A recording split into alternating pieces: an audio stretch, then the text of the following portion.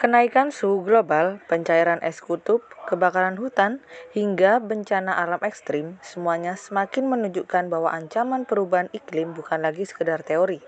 Dunia kini membutuhkan kebijakan yang tidak hanya bersifat imbauan, tetapi mampu mengikat negara secara hukum.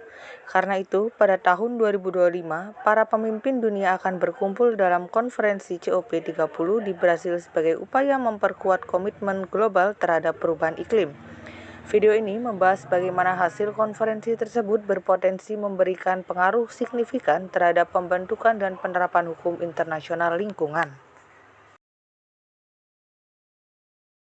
Pembahasan kali ini berjudul Dampak Konferensi COP30 tahun 2025 terhadap perkembangan hukum internasional di bidang lingkungan. Sebelum masuk ke pembahasan, perkenalkan nama saya Kamila Ramadhani Thaibatunisa dengan NIM 050207240059 dari kelas hukum 3B.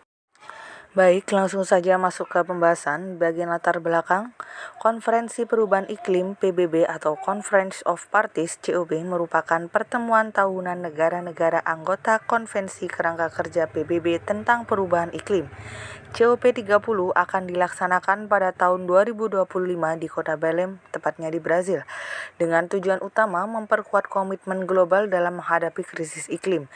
Konferensi ini menjadi penting karena perubahan iklim telah menimbulkan dampak signifikan bagi lingkungan hidup dan manusia, termasuk meningkatnya suhu global, kerusakan ekosistem, hingga bencana alam yang intensitasnya semakin tinggi.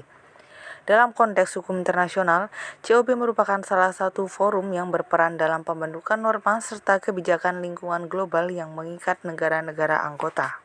Selanjutnya, isu yang dibahas dalam COP30, negara-negara diperkirakan akan fokus pada peningkatan upaya pengurangan emisi gas rumah kaca, transisi menuju energi terbarukan, serta pembahasan mekanisme pendanaan iklim bagi negara berkembang.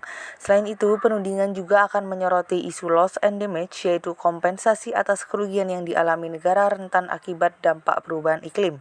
Konferensi ini menjadi momentum penting karena banyak negara belum mencapai target pengurangan emisi sesuai kesepakatan sebelumnya, sehingga COP30 diharapkan mendorong tindakan yang lebih konkret dan terukur.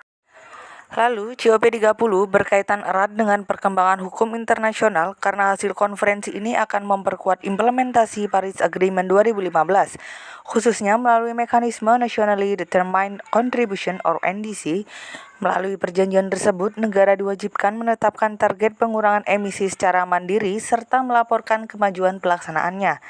Dalam perspektif hukum internasional, konferensi ini mengaplikasikan prinsip Common but Differentiated Responsibilities or CBDR, yakni tanggung jawab bersama namun berbeda antara negara maju dan negara berkembang.